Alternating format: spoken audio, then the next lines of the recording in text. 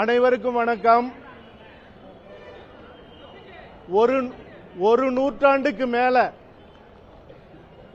தன்னலமற்று எந்தவிதமான சுயநலமும் இல்லாம இந்த மண்ணுக்காக இனத்துக்காக தன்னுடைய சிறு வயதிலேயே இந்திய ஒன்றியத்தின் சுதந்திர போராட்டத்தில் சமரசமற்ற தன்னுடைய பங்களிப்பை செலுத்தி அதுவும் ஒரு அமைதி வழியில போராடின இயக்கங்களோட இல்லாம ஆயுதம் தூக்கி போராடின ஐயா நல்லக்கண்ணு அந்த சுதந்திர போராட்டத்திலே சிறைபிடிக்கப்பட்டு அவர் அந்த இளைஞனாக இருக்கும் போதே அவருடைய முடிகளை அவருடைய மீசையை ஒவ்வொன்றாக பிடுங்கி அவருடைய நகங்களை விரல்களை சிதைச்சு அப்படி தன்னுடைய உயிரை பத்தி கூட கவலைப்படாத இந்த மண்ணின் சுதந்திரத்துக்காக போராட தொடங்கி அதன் பிறகு கம்யூனிஸ்ட் இயக்கங்கள்ல தன்னை முழுவதுமாக தன்னை அர்ப்பணித்து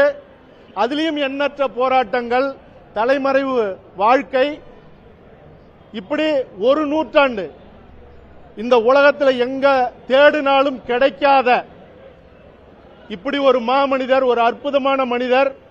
அவர் 50,000 ஆண்டுகள் வரலாறு கொண்ட எங்களுடைய தமிழினத்தில் தோன்றி இப்படி வாழ்ந்து சுயநலமற்று வாழ்ந்த அந்த மனிதர், நூற்றாண்டை கடந்த வாழ்ந்த மனிதர். இனி எந்த நூற்றாண்டிலும் இப்படி ஒரு மனிதர் இந்த உலகத்தில் இந்த பூமி பந்தில் தோன்ற முடியாதுங்கிற அளவுக்கு வாழ்ந்த ஐயா நல்லக்கண் அவர்கள் இன்னைக்கு நம்மளை எல்லாம் விட்டு மூச்சை நிறுத்தி கொண்டார்.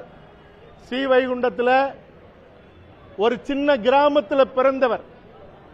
அதாவது அவருடைய நூற்றாண்டு விழாவை என்னுடைய நண்பர் தயாரிப்பாளர் மணிவண்ணன் அவர்கள் ஒரு பிரம்மாண்ட அளவில் நடத்தினாரு. முதலமைச்சர் அவர்கள் உள்ளிட்ட இந்தியாவினுடைய பேராளுமைகள் அத்தனை பேரும் கலந்துட்டாங்க. அப்ப எல்லாரும் நாங்க வச்ச கோரிக்கை அந்த ஸ்ரீவைகுண்ட அந்த கிராமத்தில் இருக்கிற அரசு சுகாதார நிலையம் மருத்துவமனைக்கு ஐயாவோட பெயரை வைக்கணும்னு கோரிக்கை வச்ச எண்ணற்ற கோரிக்கை இல்ல. முதல் கோரிக்கையாக மரியாதைக்குரிய முதலமைச்சர் மு.க. ஸ்டாலின் அவர்கள் உடனடியாக நிறைவேற்றணும்னு சொன்னாங்க. அது அவருடைய கவனத்துக்கு அவர் சொல்லி அது நடக்கலையா இல்ல இன்னும் அது போய் சேரலையான்னு தெரியல. இன்னும் அந்த சுகாதார மையத்துக்கு ஐயா நல்லக்கண்ணு அவர்கள் பெயரை இன்னும் வைக்கல அப்படிங்கிறது கொஞ்சம் அதை இனிமேலாவது செய்யணும். தவிரவும் ஐயா அவர்கள் அதாவது அவருக்கு ஒரு மணிமண்டபம் இந்த அதாவது தேர்தல் வர்றதுக்குள்ளாகவே அந்த இடத்தை ஒதுக்கணும். ஏன்னா நாளைக்கு தேர்தல் வந்ததுக்கு அப்புறம் அது மறக்கப்படலாம் அல்லது இவர்களோ வேறு எவர்களோ வைக்கும் போது மறுபடியும் போய் கேட்கறதுக்கு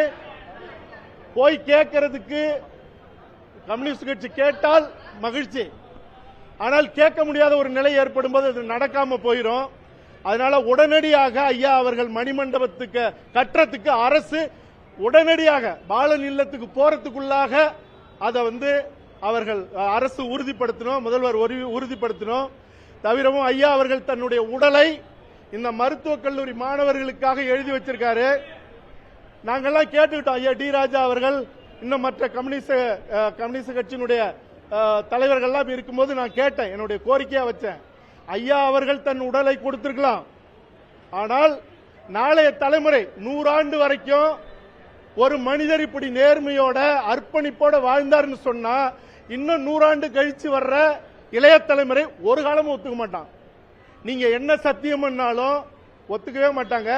அதனால அந்த உடலை அவர் விருப்பப்பட்டிருந்தாலும் கூட நீங்க அந்த உடலை புதைச்சி அந்த இடத்துல மணிமண்டபம் கட்டி இன்னும் 1000 ஆண்டுகளுக்கு இப்படி ஒரு மனிதர் வாழ்ந்தாங்கிற ஒரு செய்தியை இந்த உலகத்துக்கு சொல்லணும்னு கேட்டுக்கிட்டோம்.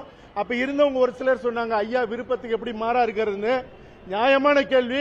நீங்க கொடுங்க, மருத்துவ மாணவர்கள் அறுவை சிகிச்சை செய்யட்டும், முக்கியமான உறுப்புகள் கூட ஆய்வுக்கு எடுத்துக்கிட்டோம். ஆனால் அந்த உடலை, அந்த வித்துடலை அந்த நினைவு மண்டபத்தில் நீங்க விதையாக விதைச்சாதான் இந்த தமிழினத்தில் இப்படி 1000 ஆண்டுகள்ல எத்தனை 1000 ஆண்டுகள் ஆனாலும் ஒரு நேர்மையோடு தன் உடல் பொருள் ஆவி முழுக்க வாழ்ந்து மறைஞ்ச ஐயா நல்லக்கண்ணு அவர்கள் இப்படி வாழ்ந்தார், இந்த இனத்தில் பிறந்தார்னு உலக மாந்தரினம் அது நாளைக்கு கடைபிடிப்பதற்கு ஒரு வழியாக அமையும். அதே போல நாங்க ஒரு கேமரா வாங்கி அவரு அமெரிக்கா போன போது அவர் ஒரு ஆவணப்படம் எடுக்கணும்னு மாச கணக்கில் போய் கெஞ்சினோம். அவர் சொன்னார், என்ன காட்டி என்னையா செய்ய போறீங்க, அதெல்லாம் தேவையில்லை அப்படின்னாரு. இல்லையா இப்படி சொன்னா நம்ப மாட்டாங்கயான்னு கெஞ்சின ஒரு இயக்குனரா. அப்ப அவர் சொன்னாரு, ஒருபோதும் நான் ஒத்துக்க மாட்டேன்னு கடைசி வரைக்கும் மறுத்துட்டாரு. கடைசியா தான் இந்த நூற்றாண்டு விழாவில் ஒரு பாடல் பண்ணினேன். இளையகம்மன் எழுதி மரியாமன் அவர் இசையமைச்சு சைந்தவி பாடின பாடல். அந்த பாடலை உங்களுக்கு நான் பகிர்றேன். எதுக்கு சொல்றேன்னா, ஒரு ஒரு ஒரு ஒரு ஒரு ஒரு வழியும் ஒன்னு பகிர்ந்துக்கணும்னு நினைக்கிறேன். ஒரு 100 வயது வரைக்கும் வாழ்ந்து இந்த மண்ணுக்காக அர்ப்பணித்தவர். கோயம்புத்தூர்ல அவர் விரும்பல நிக்கிறதுக்கு, கட்டாயப்படுத்தி நிக்க வச்சு இந்த தமிழ் சமூகம் அவருக்கு ஒரு பெரிய வழி கொடுத்து தோல்வியை கொடுத்தது. ஆக இப்படியெல்லாம் வாழ்ந்து கூட இந்த சமூகம் என்ன புரிஞ்சுக்கல, எதுக்கு என்னை பத்தி தெரிஞ்சுக்கணும்னு கூட ஒரு வழி இருந்திருக்கலாம். ஏன்னா நாங்களும் அந்த போராட்ட காலத்தில் நின்று எங்களையும் அவமானப்படுத்தின நிலையில எங்களுக்கும் அந்த வழி இருக்கு. ஆனாலும் கூட தமிழக அரசு எல்லா நிலையிலும் பாடத்திட்டத்தில் ஐயா நல்லக்கண்ணு அவர்களை கொண்டு வரணும். அறுவை சிகிச்சை ஆய்வுக்கு பிறகு அந்த வித்துடலை புதைக்கணும். அந்த அந்த சி வைகுண்டம் அந்த இருக்கிற அந்த ஊர்ல இருக்கிற சுகாதார நிலையத்துக்கு இன்னைக்குள்ள முதல்வர் அவர்கள் பெயர் வைப்பது மட்டுமல்ல, அது ஒரு சின்ன இடம், அந்த இடத்துல நிறைய இடங்கள் இருக்கு, பெரிய மருத்துவமனை கட்டணும்.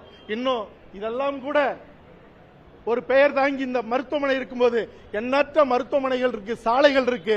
ஐயா நல்லக்கண்ணு அவர்கள் பெயரை எங்கெங்கெல்லாம் வைக்கணுமோ தமிழினமும் வைக்கணும், அரசும் வைக்கணும். அந்த புகழும் பெயரும் அடுத்த தலைமுறைக்கு பாடமாக இருக்கணும்னு இந்த நேரத்தில் என் சார்பிலையும் தமிழக இளைய தலைமுறை சார்பிலையும் என்னுடைய தமிழ் பேரரசு கட்சி சார்பிலையும் நான் கேட்டுக்கிறேன், உங்கள் சார்பிலையும் கேட்டுக்கிறேன். நன்றி.